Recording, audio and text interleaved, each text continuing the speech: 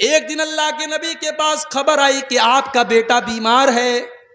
آپ اپنے صحابہ کو لے کر کے اپنے بچے کو دیکھنے کے لیے پہنچے. بخاری کے الفاظ ہیں آپ جب پہنچے تو آپ کا بچہ آخری سانسیں لے رہا تھا. ابراہیم رضی اللہ تعالیٰ عنہ آپ کے بیٹے ہیں. آپ نے اپنے بیٹے کو گود میں لیا. وَنَفَسُهُ تَقَاقَعُ بچے کی سانسیں اکھڑ رہی تھی. بچہ آخری سانسیں لے رہا تھا. اپنے بیٹے کی موت کا یہ منظر دیکھ کر کے اللہ کے نبی کی آنکھوں میں آنسو آ گئے اور اللہ کے نبی رونے لگے. میرے پیارے ساتھیوں، آج کہنے والے یہاں تک کہہ دیتے ہیں اللہ کے پلے میں وحدت کے سوا کیا ہے، لینا ہے جو لے لیں گے ہم دامان محمد سے. او لوگوں، اللہ کے فیصلے کے آگے تو میرے نبی بھی مجبور ہیں. اللہ کے نبی اللہ کے سب سے محبوب بندے ہیں، مگر اپنے بچے کی موت کا ٹائم آج آ گیا ہے تو اپنے بچے کو موت سے بچانے کی طاقت اللہ کے نبی کے اندر بھی نہیں ہے. بیٹا آخری سانسیں لے رہا ہے، بیٹا دم توڑ رہا ہے اور اللہ کے نبی کی آنکھوں میں آنسو ہیں. اور اللہ کے نبی کیا کہتے ہیں؟ ان العین تدمع والقلب یحزن ولا نقول الا ما یرضی ربنا. اے میرے بچے ابراہیم، تیرے باپ کا دل غمگین ہے، تیرے باپ کی آنکھوں سے آنسو بہ رہے ہیں، مگر تیرا باپ اپنی زبان سے کوئی ایسی بات نہیں نکالے گا جس سے اللہ ناراض ہو جائے. اے میرے بچے، تیرا باپ اپنی زبان سے کوئی ایسی بات نہیں نکالے گا جس سے اللہ ناراض ہو جائے. میرے نبی نے صبر کی مثال پیش کی. میرے بھائی، آج کتنی عورتوں کا بچہ مر جاتا ہے، عورتیں جذبات میں آ کر کے کہہ دیتی ہیں اللہ کو میرا ہی بیٹا اٹھانا تھا. خبردار ایسا جملہ کبھی استعمال مت کرو. کسی کے شوہر کا انتقال ہو جاتا ہے، عورتیں کہہ دیتی ہیں ابھی تو میرے شوہر کی موت کا ٹائم نہیں تھا، میرے شوہر کو کیوں اللہ نے اٹھا لیا.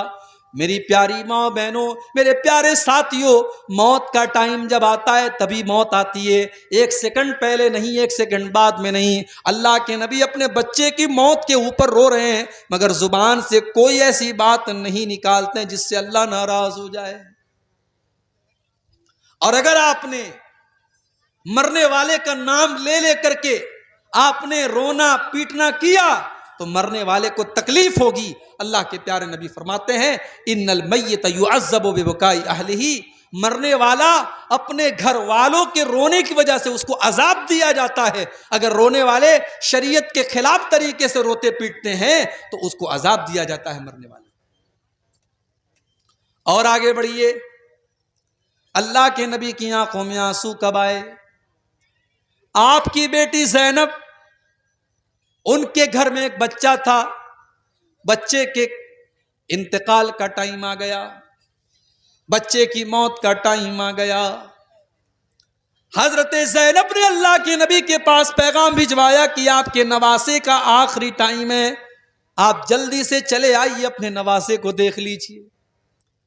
اللہ کے نبی نہیں جاتے ہیں بلکہ اپنی بیٹی کو یہ پیغام بھجواتے ہیں اِنَّا لِلَّهِ مَا آتَا وَلَهُ مَا خَذَ. اے میری بچی، اللہ تعالیٰ کی مرضی ہے، وہ جو چاہتا ہے لے لیتا ہے، وہ جو چاہتا ہے دے دیتا ہے. فَلْتَصْبِرْ وَلْتَعْتَصِبْ. اے میری بچی، تو صبر سے کام لے اور ثواب کی امید رکھ. آپ کی بیٹی زینب نے دوبارہ پھر پیغام بھجوایا، اے ابا جان، میں اللہ کا واسطہ دیتی ہوں کہ آپ ایک بار میرے گھر چلے آئیے. اللہ کے نبی اپنی بیٹی کے گھر پہنچتے ہیں. اپنی بیٹی کے گھر پہنچے اور نواسے کا انتقال ہونے والا ہے، نواسے کا آخری ٹائم ہے اور نواسے کو اللہ کے نبی گود میں لیتے ہیں اور آپ دیکھتے ہیں کہ نواسا آپ کا آخری سانسیں لے رہا ہے. آپ کا نواسا موت اور زندگی کی لڑائی لڑ رہا ہے، آپ کا نواسا دنیا سے جا رہا ہے. اللہ کے نبی کی آنکھوں سے آنسو بہنے لگتے ہیں. صحابہ کہتے ہیں اے اللہ کے نبی، ہم یہ کیا دیکھ رہے ہیں؟ آپ کی آنکھوں میں آنسو بہ رہے ہیں، آپ رو رہے ہیں. اللہ کے نبی فرماتے ہیں ہذہ رحمت جعلها اللہ فی قلوب عبادہ. او لوگو، یہ تو رحمت کی نشانی ہے جو اللہ نے اپنے بندوں کے دل میں ڈالی ہے. میں ایک نانا بھی ہوں، میں ایک باپ بھی ہوں، اپنے نواسے کے غم میں یہ آنسو نکل رہے ہیں. جو اللہ نے رحم دل میں ڈالا ہے اسی رحم کی یہ نشانی ہے. نبی کی آنکھوں میں آنسو آئے تھے تب بھی. ایک اور موقع یاد کیجئے، بدر کا میدان ہے، 17 رمضان کو بدر کی لڑائی لڑی گئی، 16 رمضان کی رات بدر کے میدان میں اللہ کے پیارے نبی قبلہ کی طرف ہاتھ اٹھا کر کے دعائیں کر رہے ہیں اور کہہ رہے ہیں اللہم آتنی ما وعدتنی، اللہم انجز لی ما وعدتنی، اے اللہ تو نے جو وعدہ کیا ہے تو اپنا وعدہ پورا فرما، اے اللہ تو اپنے وعدے کا پکا ہے، تو اپنا وعدہ پورا فرما، اللہم ان تہلک ہذہ العصابۃ لا تعبد فی الارض، اے اللہ اگر یہ مٹھی بھر تیرے ماننے والے آج اگر ہلاک ہو گئے، یہ 313 اگر آج ہلاک ہو گئے تو اے اللہ پھر روئے زمین پر تیری عبادت کرنے والا کوئی نہ ہوگا، تجھے سجدہ کرنے والا کوئی نہ ہوگا۔ یہ کہہ کر کہ اللہ کے نبی رو رہے ہیں، آپ کی آنکھوں میں آنسو بہ رہے ہیں اور آپ اللہ کی بارگاہ میں رو رو کر کے دعائیں کر رہے ہیں۔ حضرت ابوبکر صدیق آتے ہیں اور پیچھے سے آپ کو چمٹ جاتے ہیں اور کہتے ہیں کفاک مناشدتک ربک، اے اللہ کے نبی بس کیجئے، آپ کا رب آپ کو مایوس نہیں کرے گا، آپ کا رب آپ کی دعا کو ضرور قبول کرے گا۔ اور دنیا نے دیکھا کہ 313 مسلمان 1000 کے اوپر غالب آ گئے، اللہ نے 1000 کے اوپر ان کو کامیابی سے نوازا۔ ایک اور موقع پر میرے نبی کی آنکھوں میں آنسو آئے تھے، رات کا ٹائم تھا، اللہ کے نبی قرآن پڑھ رہے تھے اور قرآن پڑھتے پڑھتے آپ کی نظر اس آیت پر پڑی، ابراہیم علیہ السلام اپنے رب سے دعا کرتے ہیں فَمَن تَبِعَنِي فَإِنَّهُ مِنِّي وَمَنْ عَصَانِي فَإِنَّكَ غَفُورٌ رَحِيمٌ، اے اللہ میری امت کے اندر جو میری پیروی کرے گا وہ میرا امتی ہے، اور جو میری نافرمانی کرے گا تو تو غفور الرحیم ہے، تو معاف کر دینا۔ اس کے بعد اللہ کے نبی نے عیسیٰ علیہ السلام کی دعا پڑھی ان تعذبہم فإنہم عبادک وإن تغفر لہم فإنک انت العزیز الحکیم، اے اللہ اگر تو ان کو عذاب دے دے گا تو یہ تو تیرے بندے ہیں، اور اگر تو معاف کر دے گا تو تو طاقت والا ہے، تو حکمت والا ہے۔ اللہ کے پیارے نبی نے سوچا کہ عیسیٰ نے تو اپنی امت کے لیے دعا مانگ لی، ابراہیم نے تو اپنی امت کے لیے دعا مانگ لی، میری امت کے گنہگاروں کا کیا ہوگا، میری امت کے خطا کاروں کا کیا ہوگا؟ آپ نے ہاتھ اٹھائے، صحیح مسلم کے الفاظ ہیں، آپ روتے ہوئے کہنے لگے اللہم امتی، اللہم امتی، اے اللہ میری امت کا کیا ہوگا، اے اللہ میری امت کا کیا ہوگا؟ کبھی غور کیا آپ نے؟ میرے نبی کو نمازیوں کی چنتا نہیں ہے، میرے نبی کو بے نمازیوں کی چنتا ہے، میرے نبی کو تہجد پڑھنے والوں کی فکر نہیں ہے، میرے نبی کو تو اپنی امت کے گنہگاروں کی فکر ہے کہ ان کا بیڑا کیسے پار ہوگا، وہ کیسے قیامت کے دن نجات پائیں۔ آپ اپنی امت کے گنہگاروں کے لیے رو رہے ہیں اور اللہ کی بارگاہ میں دعا کر رہے ہیں کہ اللہ میری امت کو بچا لینا، اے اللہ میری امت کو بچا لینا۔ اللہ نے جبریل کو بھیجا، اے جبریل جاؤ میرے نبی سے پوچھو کیوں رو رہے ہو؟ آپ نے فرمایا میں اپنی امت کے لیے رو رہا ہوں۔ حضرت جبریل نے فرمایا اے اللہ کے نبی، اللہ تعالیٰ یہ کہہ رہا ہے اِنَّا سَنُرْضِيكَ فِي أُمَّتِكَ وَلَا نَسُوءُكَ، ہم آپ کی امت کے بارے میں آپ کو خوش کر دیں گے، آپ کو پریشان ہونے کی ضرورت نہیں ہے۔ اگر آپ کی امت توحید کے اوپر قائم رہے گی، اگر ایمان کے اوپر قائم رہے گی، اگر شرک نہیں کرے گی، اگر غیر اللہ کے در پہ سر نہیں جھکائے گی تو آپ کی امت کا بیڑا پار ہو جائے گا۔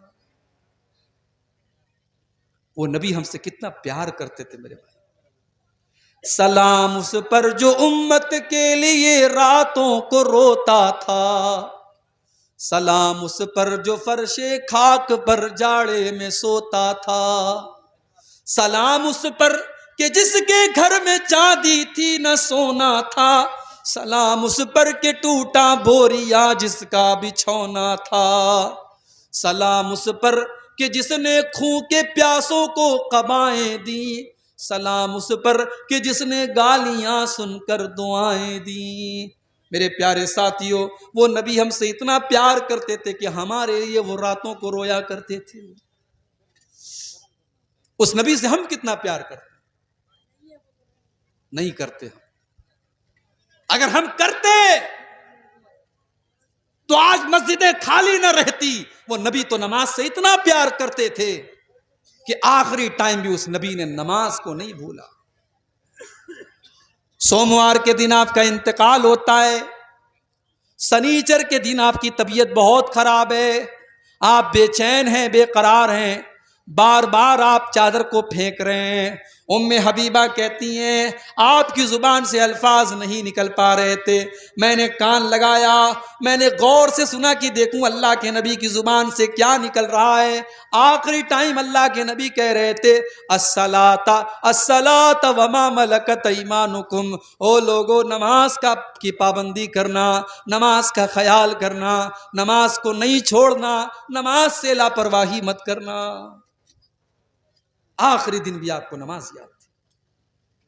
آپ جب ٹینشن میں ہوتے تھے آپ حضرت بلال سے کہتے تھے یا بلال ارحنا بالصلاۃ، اے بلال جلدی سے اذان دے دو اور مجھے نماز کے ذریعے سکون پہنچاؤ، جب تک نماز نہیں پڑھ لوں گا مجھے سکون نہیں ملے گا۔